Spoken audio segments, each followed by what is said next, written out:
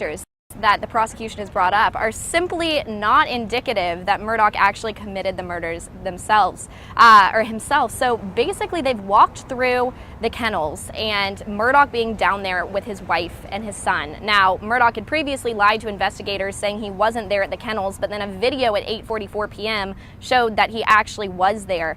And so Griffin has really broken that down and talked to the jury in a way that is very conversational. He said, you know, does that make sense? This video at the dog kennels shows Murdaugh, his wife, and his son talking about a chicken that was in their dog's mouth.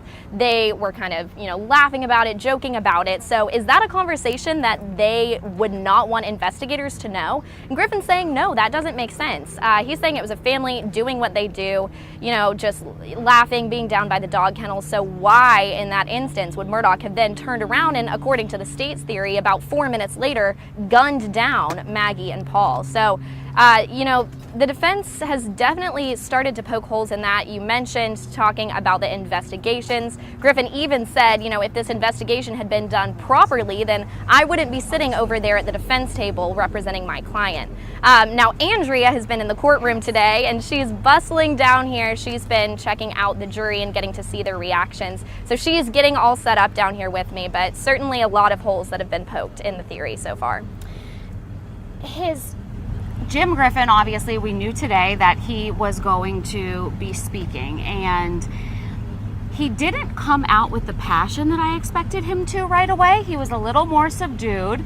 It could be a slow boil, you know, where he wants to start off calm and then move up to being a little bit more passionate. But his argument, and he went through the days, are that it's absurd to think that a loving father could kill his son and his wife. And that is what he was trying to present to the jury today. And he started by saying, well, another point he made was discrediting SLED. And that has been a big theme of the defense from the very beginning, is discrediting SLED. He said that they didn't rope off the tire tracks like they should have. They didn't rope off the bloody footprints like they should have, and he went into that. He went into the fact that, and we knew this was going to come back, the high velocity blood spatter. He went on to say that, you know, SLED, when they presented to the grand jury, said that there was in fact high velocity blood spatter on Alec's t-shirt the night of the murders, and it turns out there was not. After it was tested by Ms. Zapata, they found out that it was not. But there was trace, obviously, amounts on the steering wheel that he said from touching the bodies of the, but I don't know, it was interesting to me that basically so far he has said SLED made mistakes. Oh, and by the way, if you didn't catch this, he came out and said SLED planted evidence. He said on June 8th, and he put up a big poster board in front of the jury with that press release now that has become so famous, and he said SLED fabricated evidence against Alec because they already had decided by June 8th that it was him. Do you think that was effective?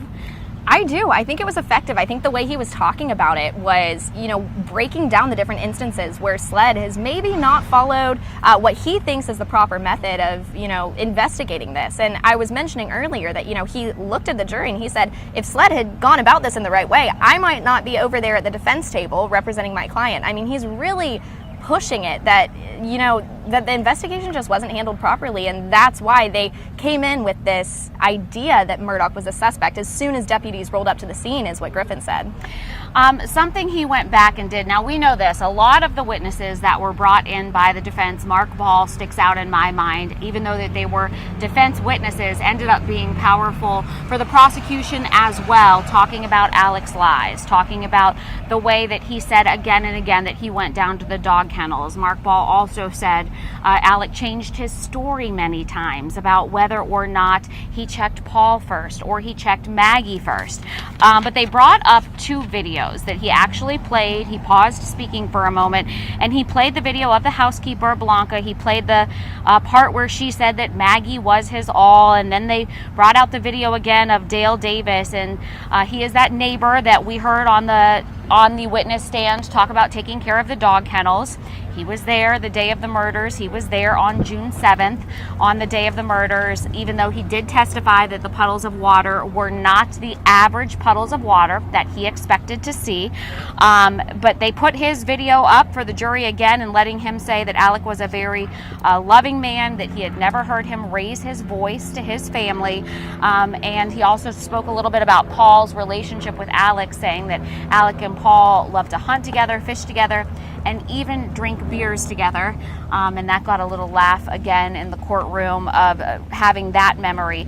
But he is coming from this place. He said there was no reason for him to do it. He was, just like you said, they played the video again from the kennel. They played the kennel video and said he was a loving dad. And how did they go from having this conversation about was it a guinea or was it a chicken? He said the prosecution will have you believe that under their theory, if a phone stops moving and you stop answering your phone, you're dead. I'm unsure, Sam, and I'd love to hear what you think. To me, that wasn't a powerful argument because we were able to see the interactions on their phone that Maggie and Paul had. They were checking constantly. I mean, we all do. Yeah. Right? So he said it's the defense's theory that if your phone stops moving and you stop checking it, you're dead. Well, wouldn't that be the case? I mean, with many of us, you know, so I'm unsure that hit home. What do you think? Yeah, I certainly think that, the state has walked through the timeline of data collected from Maggie and Paul's phone. Paul especially, I mean, multiple times. Different witnesses even have testified that Paul was constantly on his phone, constantly checking it. We know based on the evidence that he was checking his phone. He was going back and forth. He was Snapchatting. He was texting with different people. And then Maggie, her phone was locked for a little bit, but she also was constantly on that phone. So I agree with you. I'm not so sure about, what really that does. Right, yeah. He said, and just to reiterate this again, he said, well, the prosecution wants you to believe that under their theory, if you stop moving, if you stop checking your phone, you're dead. But the incredible thing is, we know, and if I could look back in my notes, but I believe it's 9:48 is when Paul's phone locked. 8:48 is when Paul's phone locked forever. 8:49 is when Maggie's phone locked forever and was never checked again after reading that last text message that was a family update about Alec Murdaugh's father and what physical condition he was in. So maybe if one of them, Sam, stopped looking at their phone and the other person still had a lot of activity, it would be easier to believe that wasn't the murder time. So he went on to say 4 minutes. He said that the prosecution will have you believe that we see this video at 8:44, the Snapchat video where the family's talking about the guinea, the chicken, and 4 minutes later, this dad decided to kill his wife and his son. Again, the problem I have with that is, well, what is normal behavior? Where is the testimony about normal behavior before a man goes to kill his wife and son? Is there such thing as normal behavior before you commit a heinous crime? I don't know, and I don't know that we have a frame of reference to compare that to. Yeah, absolutely. I think that's a really good point is, we don't know what that would look like. This is an interesting circumstance and we don't have something to really base it off. One thing that Jim Griffin has done a lot today is walk through the evidence that was presented. And again, we talked about earlier how he was mentioning, the SLED investigators and how that evidence was not collected in the right way. And so as far as testimony about, what would a father look like before he kills his wife and son, we don't have that. We don't know. But we do have the evidence presented. And so let's take a listen to what Jim Griffin said is the problem with the evidence and the way it was collected today.